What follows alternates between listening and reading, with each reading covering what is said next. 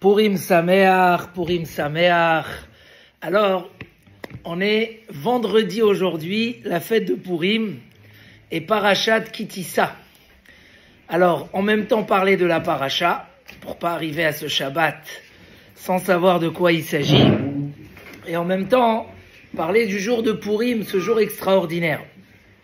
Dans cette Parasha, on va évoquer la faute du veau d'or.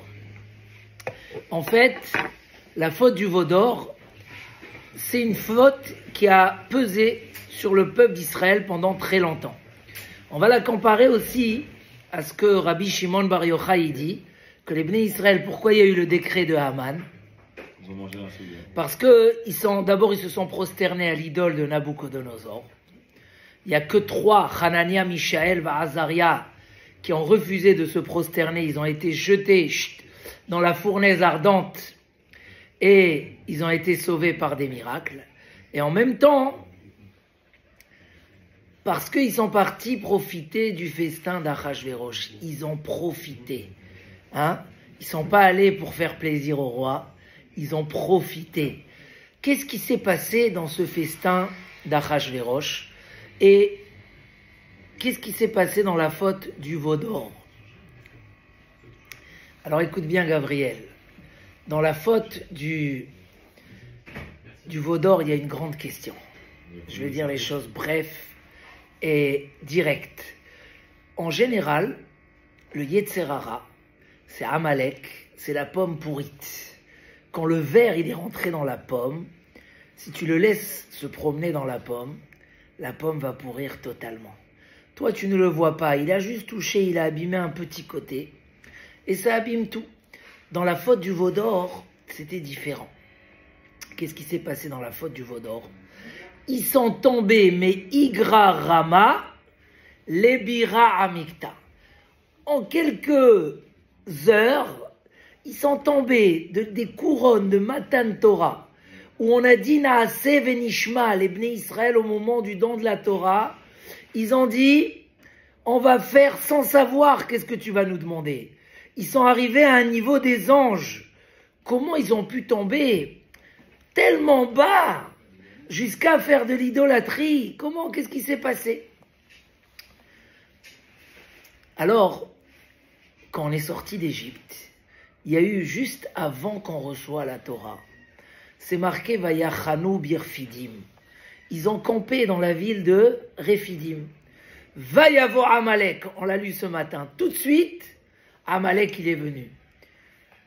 Quelle est la différence entre ce qui s'est passé avant, dans Rephidim, et ce qui s'est passé après, dans Vayavo Amalek?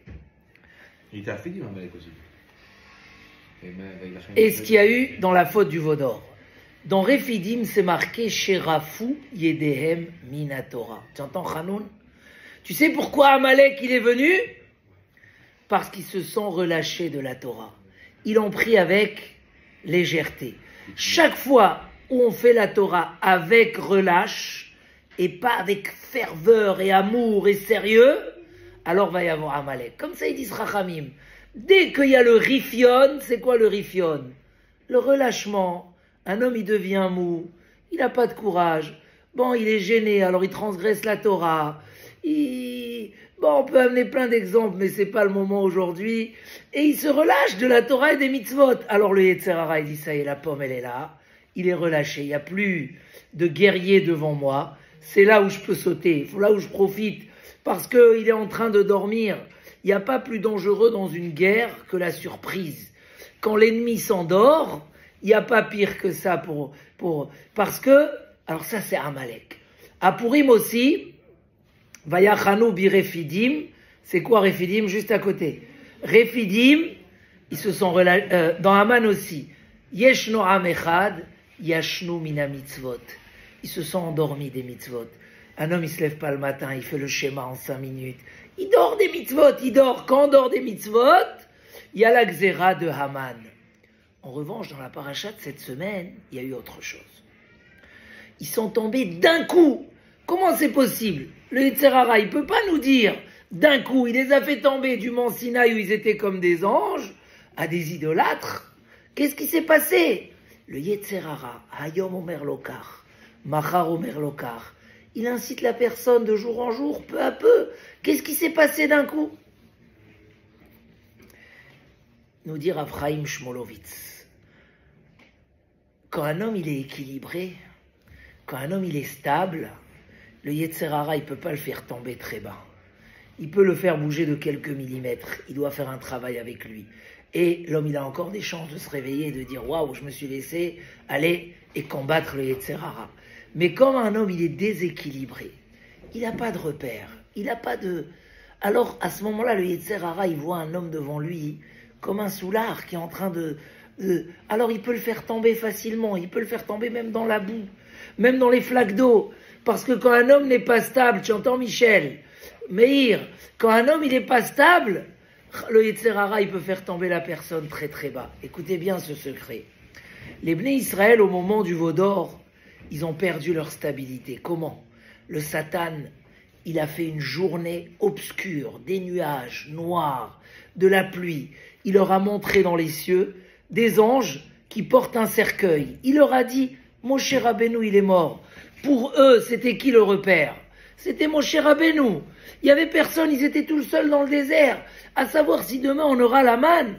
Arrête la manne, ça venait grâce à Moshe Rabbeinu. Va savoir, qu'est-ce qui va se passer? La manne grâce à Moshe Rabbeinu, les nuées de gloire grâce à Aaron, et le puits grâce à Myriam. Ils ont perdu leur stabilité, ils sont tombés dans une inquiétude, dans un bouleversement. Moshe, il n'est pas descendu alors que l'heure est arrivée. À ce moment-là, qu'est-ce qu'ils ont fait? Le Satan, il a pu les faire tomber très très bas. Il dit Avraham Shmolovitz, un homme doit se mettre des suspensions. Quand une voiture veut rouler vite dans un virage, elle a besoin, comment on appelle ça, les fers là avec les amortisseurs, que même dans le tournant, il puisse pas tomber quand un homme est dans un tournant. La barre stabilisatrice. Qu'est-ce qui fait aujourd'hui qu'on ait de la stabilité? Hein, Gabriel? Qu'est-ce qui fait? La communauté d'abord. Avoir une communauté de qualité. Vous avez entendu ce matin la Megillah, pas un bruit, entier, la stabilité. Avoir des shiurim fixes et de l'étude, la Torah. Cette filote, vous savez, Erev Avoker Vitzaoraim, il dit le Ramchal, chaque fois où ça bouge un petit peu, on passe du jour à la nuit, de la nuit au jour, du matin à l'après-midi, il faut une tfila, la stabilité, un rave, des bons amis, assez les harav, un jour tu as des doutes, tu n'es pas bien, tu confies ton secret à ton copain, le copain il va, il le confie au rave, et le rave il vient te voir, et tout le circuit, la protection. Moi j'ai dit 3 choses pour la stabilité. Un couple solide, en plan, un couple où il n'y a pas de la fidélité, l'amour au plus fort.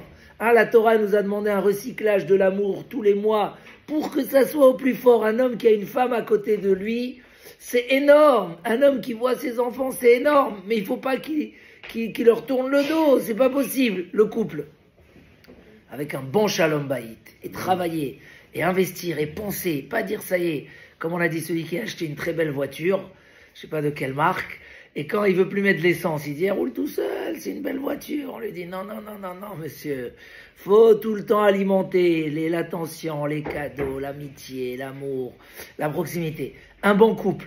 2, la Emouna, renforcer tout le temps la Emouna et le bitachon bachem. Et 3, la Torah et les mitzvot. La Torah et les mitzvot, c'est une stabilité. Mais dans la Torah et les mitzvot, il faut un rave, il faut des copains, il faut un chiour, il faut des... Donc mettre toute cette stabilité peut nous permettre d'arriver à des choses extraordinaires.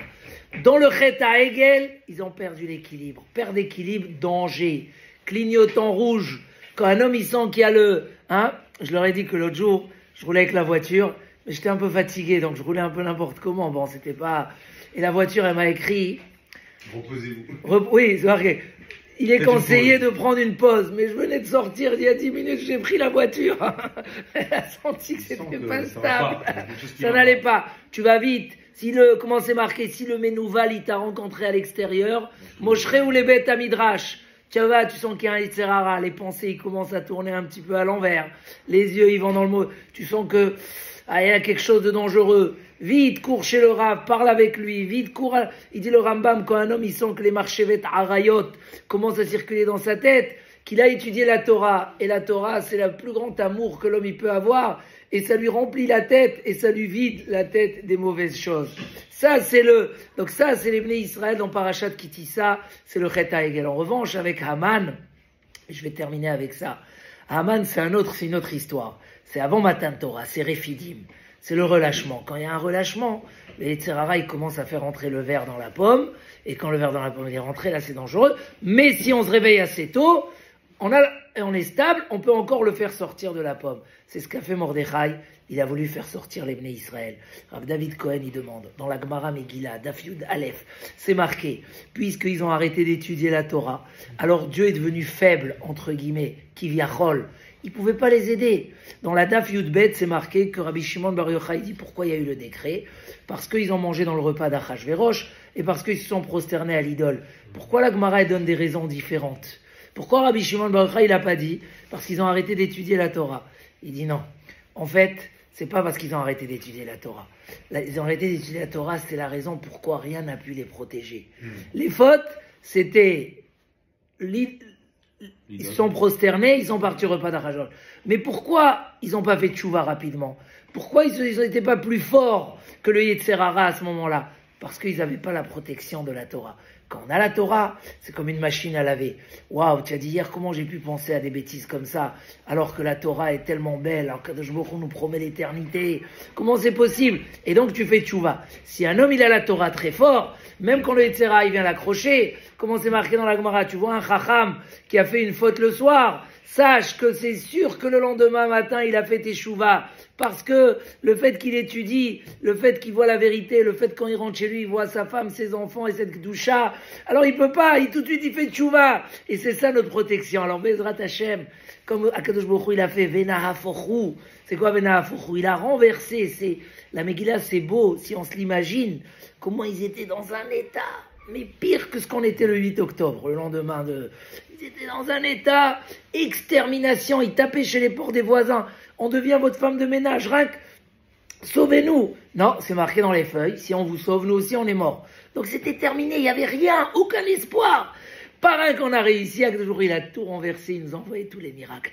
Alors Bezrat Hashem, qu'on se renforce, Pourim c'est une belle journée, tout ce qu'on prie à Kadosh Baruch Hu, il nous donne. Alors il faut prier, il faut demander à Kadosh Baruch Hu, Teilim, il faut être Bessimcha, il faut renforcer ses valeurs. Tu manges le meilleur festin du monde, mais tu te rappelles que le festin, il t'amène vers le bien. C'est pas le festin du mal, c'est le festin de la Gdusha. Parce que si tu aimes Hachem, alors tout va dans la bonne direction. Amen. Chazak, Benit Chazak.